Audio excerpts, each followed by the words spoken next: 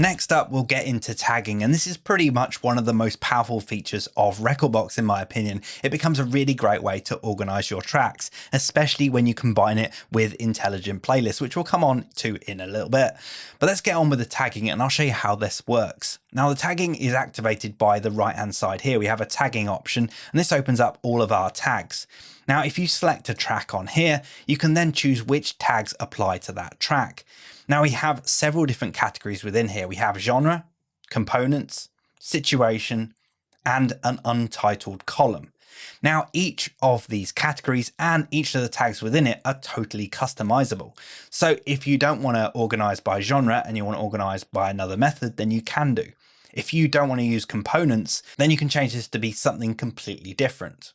So when you're looking at these tag categories and tags, just know that you can change these to be whatever makes sense to you and however you want to organize your collection. So you can look at these categories as being totally customizable to be what you want. So for now, let's keep the genre in there because that might make sense. And what I can do is I could actually use this as a subgenre. So say, for example, I play house music, but I might play several different genres within it, subgenres of house music. And that's how I could categorize my music. So the first tag within here is acid house. Now I don't really play any acid house, but I might play garage house. So what I could do is I could double click on this and I can actually just edit this and call this garage house, for example.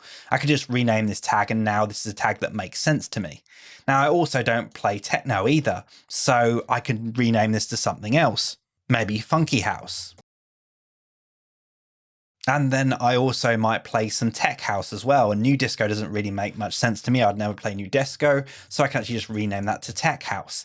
So I've got 4 tags in there that I do use, and these 3 I'm probably not going to use. So I can actually right click on here and click delete and delete and delete. So I now have just the tags within genre that really make sense to me. So this track, I might want to mark it as funky house. So in the previous video, when we were looking at the collection, we added this column called my tag. This column will show all the different tags that we're tagging this file with. And we don't have to just keep it to 1 tag per category. So for example, this track might actually cross into deep house as well. So we can actually have it as deep house and funky house. We can choose it to be whatever we want it to be. Now we have this second category here called components. So I think when Pioneer were thinking about this category, they were probably thinking, well, you might want to say when a track has synth in it, or when it has vocals in it, or when it has a beat in it, which doesn't make that much sense because I would guess most tracks that you're DJing with have a beat. So you'd probably be checking that. So maybe you want to rename this to something that makes sense to you. Now, say, for example, you could rename this to set time perhaps, and then every tag within here could be a different time that you might be playing a track. So maybe this first one, you might be playing a track early, or you might be putting a track in for peak time maybe, or maybe you might be playing an after hours or something. So you can actually mark down here the kind of track that you would be playing. And I'm going to get rid of these other ones because you don't need these in for now. And finally, we have situation, which I think you could then rename to something like venue, maybe. So you could do it by size of venue. So you could do maybe a bar if you're playing a bar, or maybe you could put in there club and maybe festival, for example. So if you're playing a different size event, you might have different style of music or a different intensity of music, and you could go with that. As I say, these are just my suggestions, but you can make these to be whatever you want to be. And I'll just leave that untitled column in there for now. We don't have to use this. If you don't want to use it, you don't have to use it.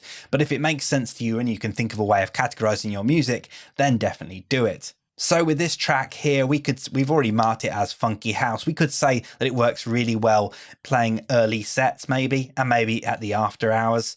And it probably works well in a bar environment and probably not a club. Maybe it's not got enough energy for a club.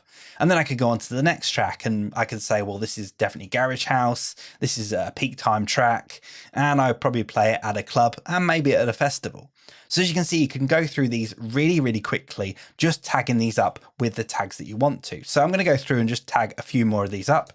Let's go with just a few of these. I'm going to do these really quickly.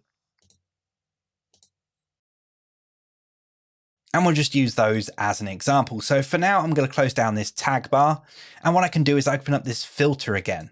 And this filter, as I said before, has these tags within it. So you can now see that these tags are present. So for example, I could filter for every track that is tagged Garage House and then is also put in the early category.